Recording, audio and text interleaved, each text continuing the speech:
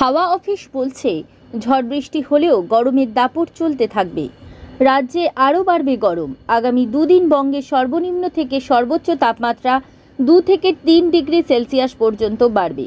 কলকাতা ও পার্শ্ববর্তী জেলায় পারা একেবারে 37 ডিগ্রি সেলসিয়াসের ঘরে চলে যেতে পারে। চড়া রোদ অস্বস্তি বাড়াচ্ছে, আর্দ্রতাও। দক্ষিণবঙ্গের অন্যান্য জেলার পাশাপাশি সবথেকে বেশি তাপমাত্রা বাড়তে পারে পশ্চিমের জেলাগুলিতে।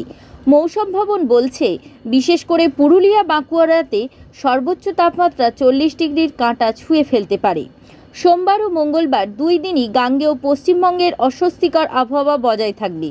দিন ও রাত দুই সময়ের তাপমাত্রাই বাড়বে।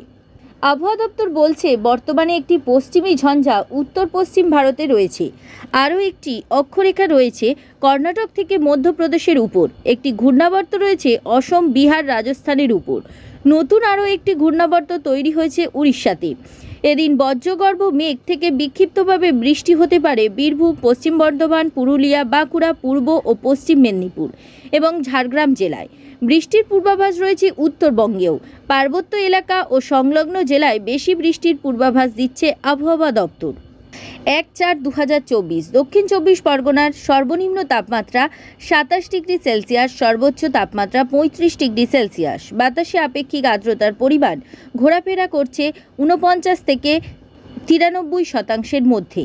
ব্যুরো রিপোর্ট, জেলার বার্তা।